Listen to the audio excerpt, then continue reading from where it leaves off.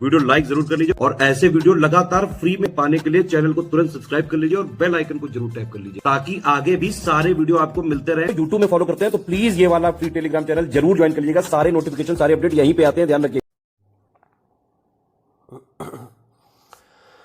नमस्कार साथियों, स्वागत है आप सभी का स्टेट पीसीएस प्रिपरेशन में, जो कि हिस्सा है स्टडी फॉर सिविल सर्विसेज का।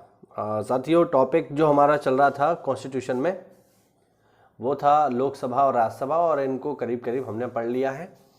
और इन दोनों को पढ़ने के बाद अब हम जो टॉपिक डिस्कस करेंगे वो है संसद की समितियाँ। ठीक है, संसद की जो कार्यप्रणाली है वो हम इसके बाद देखेंगे। तो अभी हम देखेंगे पहले संसद की समितियां। देखिए, समितियां थोड़ा सा इंपॉर्टेंट है, पार्लियामेंट्री कमेटीज जो है इंपॉर्टेंट है, क्योंकि पेपर में यहाँ से सवाल आ जाता है। खासकर प्राक्कलन समिति है, लोक लेखा समिति है ना, या सार्वजनिक उपक्रम समिति है, ये महत्वपूर्ण होती हैं क्योंकि यहाँ से पेपर में सवाल लगभग पूछ ही लिए जाते हैं आगे पीछे, है ना। तो चलिए जल्दी से इनको शुरू करते हैं, देखते हैं क्या है ये। देखिए, संसद में जो समितियाँ होती हैं वे दो तरीके की होती हैं। पहली होती है स्थायी। स्थायी का मतलब हुआ जो हमेशा रहेंगी, है ना, पूरे संसद के दौरान ये उपलब्ध रहेंगी। ठीक है, ये कभी भंग नहीं होती हैं, इनका काम हमेशा चलता रहता है। दूसरी होती हैं तदर्थ समितियां।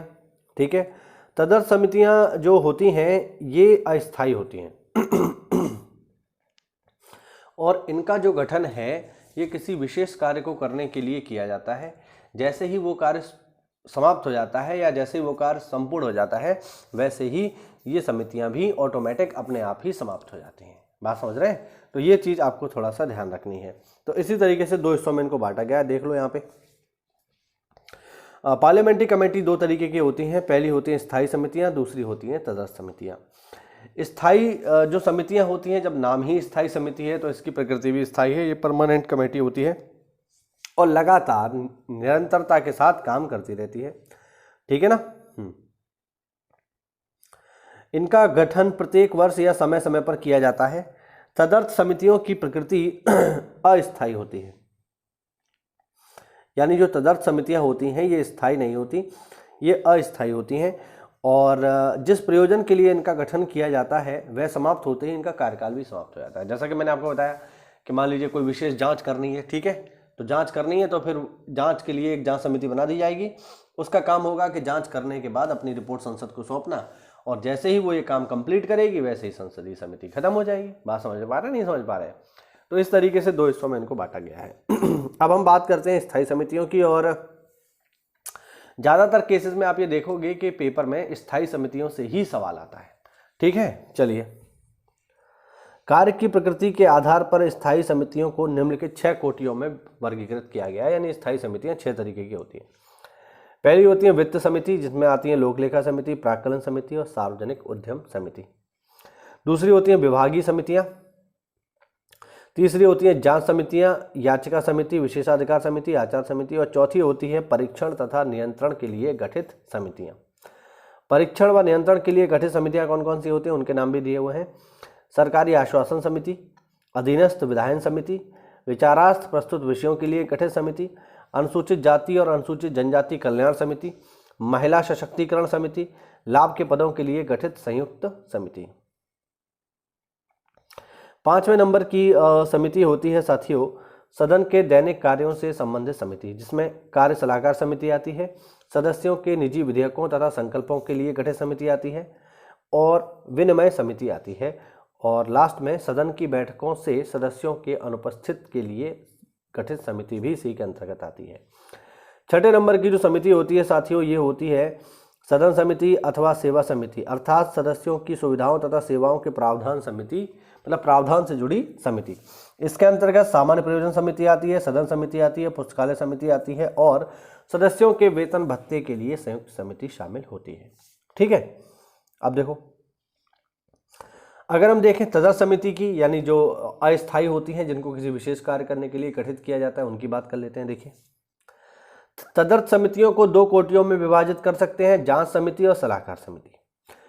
जांच समिति का गठन समय समय पर किया जाता है। इसके लिए दोनों सदनों में से किसी के भी द्वारा इस आशय का एक प्रस्ताव स्वीकार किया जाता है, अथवा इसका गठन वे निर्दिष्ट विषयों पर जांच करने एवं प्रतिवेदन तैयार करने के लिए लोकसभा सभापति द्वारा किया जाता है। यानी अगर किसी विशेष मुद्दे पर कोई जांच करनी है तो फिर जांच समिति बनाई जाएगी।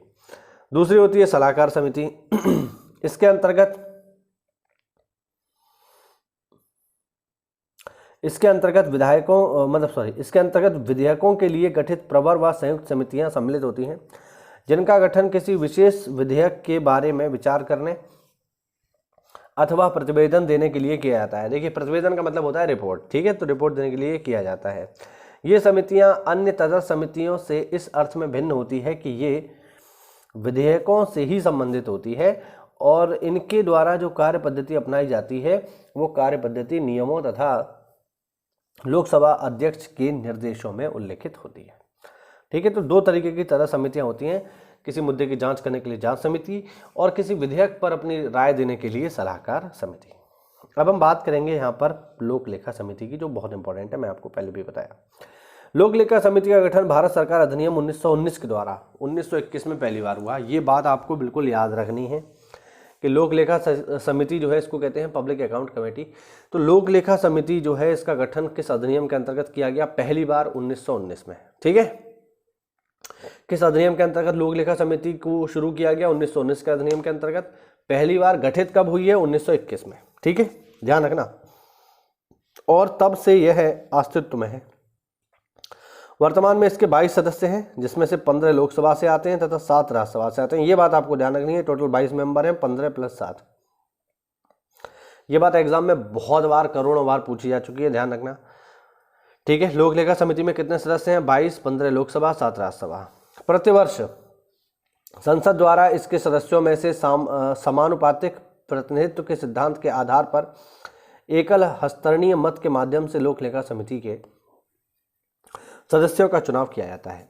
ठीक है, हाँ, यानी लोक लेखा समिति में चुनाव वैसे ही होता है जैसे राष्ट्रपति के लिए चुनाव होता है, वैसे ही लोक लेखा समिति में सदस्यों के लिए भी चुनाव होता है। ठीक है, ध्यान रखना।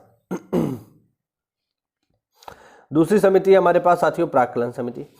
इस समिति की उत्पत्ति का पता 1921 में गठित स्थायी वित्तीय समिति से लगाया जा सकता है।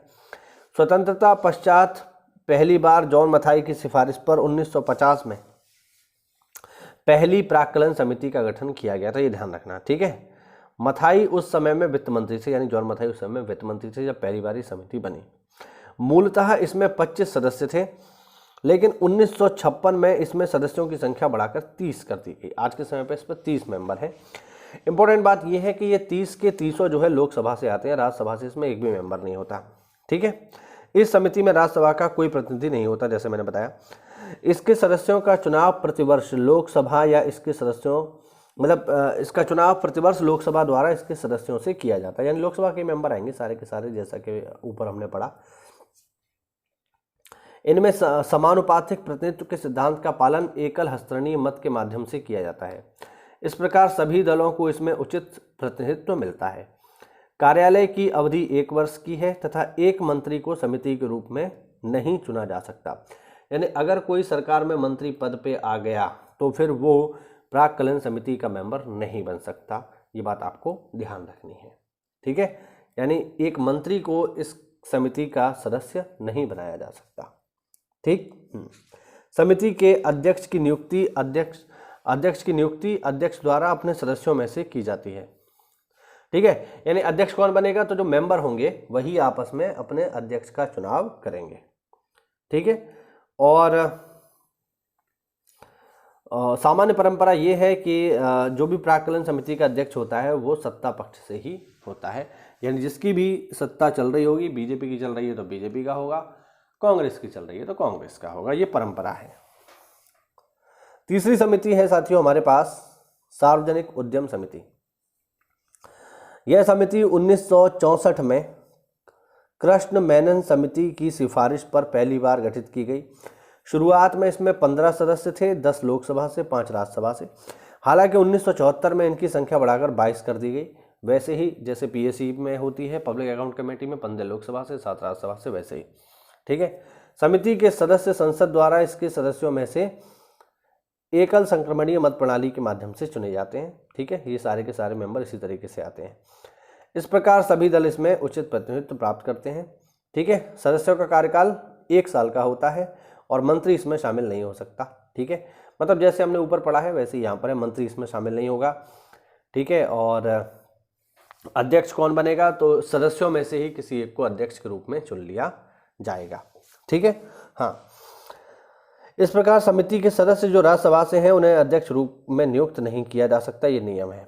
ठीक है, समिति के अध्यक्ष की नियुक्ति हमेशा लोकसभा से ही की जाएगी। यानी ये जो समिति है, सार्वजनिक उपक्रम समिति जो है साथियों, इसका जो अध्यक्ष होगा वो हमेशा लोकसभा से ही होगा, राज्यसभा से नहीं होगा। ठीक है, ध्यान रखना।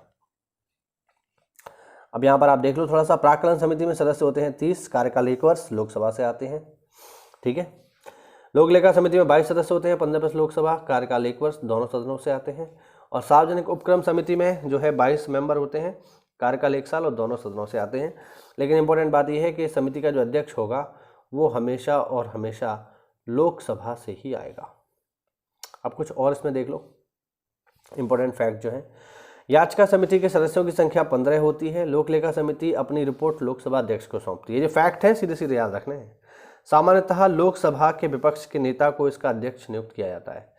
ये बात आपको ध्यान रखनी है कि जो लोक लेखा समिति है ना, ये वाली जो आप देख रहे हैं ऊपर, ये जो लोक लेखा समिति है, इसके अध्यक्ष के तौर पर ऐसी परंपरा है, कोई नियम नहीं है लेकिन परंपरा है कि किसी विपक्ष के व्यक्ति को ही इसका अध्यक्ष बनाया जाएगा।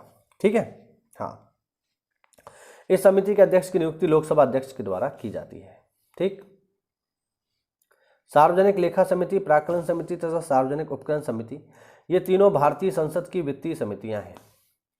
2G स्पेक्ट्रम घोटाले की जांच हेतु संयुक्त संसदीय समिति के प्रस्ताव को लोकसभा द्वारा 24 फरवरी 2011 को तथा राज्यसभा द्वारा 1 मार्च 2011 को पास किया गया था। इस संयुक्त समिति में कुल 30 सदस्य शामिल किए गए, जिनमें से 20 लोकसभा से तथा 10 राज्यसभा से थे। ठीक है, 2G स्पेक्ट्रम घोटाला हुआ था ना, ये राजा के द्वारा किया गया था वही। 2G स्पेक्ट्रम कांड की जांच करने के लिए संयुक्त संसदीय समिति के अध्यक्ष PC चाको को बनाया गया था। इस समिति ने अपनी रिपोर्ट लोकसभा अध्यक्ष मीरा कुमार को सौंपी। भारतीय संसदीय समितियों के माध्यम से, भारतीय संसद संसदीय समितियों के माध्यम से प्रशासन पर नियंत्रण रखती है। उदाहरण के लिए लोक वित्त पर नियंत्रण वह 3 समितियों के माध्यम से करती है, लोक लेखा समिति, प्राक्कलन समिति और लोक उपक्रम समिति। ध्यातव्य है कि भारतीय संविधान में संसदीय समितियों के बारे में विशेष रूप से कोई उपबंध नहीं किया गया है, ये संसदीय परंपरा के द्वारा संचालित होती हैं। ठीक है, आगे देख लो। स्थायी समिति के सदस्यों को क्रमशः 2 या 1 के अनुपात में लोकसभा और राज्यसभा से लिया जाता है, यानी लोकसभा से 2, राज्यसभा से 1। मोटे तौर पर संसदीय समितियां 2 प्रकार की होती हैं, स्थायी समितियां और तटस्थ समितियां। ठीक है, और लास्ट पॉइंट इस टॉपिक का, स्वास्थ्य और परिवार कल्याण संबंधी समिति लोकसभा के अधीन ना होकर राज्यसभा के अधीन होती है। ये पेपर में पूछा गया फैक्ट है, इसीलिए इसमें जोड़ा गया है। ठीक है, तो ये था हमारा छोटा सा टॉपिक। उम्मीद करता हूँ कि संसदीय समितियाँ आपको समझ में आई होंगी। कोई भी डाउट हो इससे जुड़ा हुआ तो पेपर में पूछ सकते हो, मुझसे पूछ सकते हो कमेंट के माध्यम से, मैं उसका रिप्लाई जरूर करूंगा। ठीक है, टेलीग्राम चैनल से अभी तक हमारे नहीं जुड़े हैं तो पिंड कमेंट में आप लोग टेलीग्राम जो हमारा लिंक है उसको प्राप्त कर लीजिए, वहां से उसमें जुड़ जाइए। बहुत सारी इन्फॉर्मेशन फ्री में, बहुत सारे PDF आपको फ्री में मिल जाते हैं। मिलते हैं अगली क्लास में, तब तक के लिए जय हिंद, जय भारत, वंदे मातरम।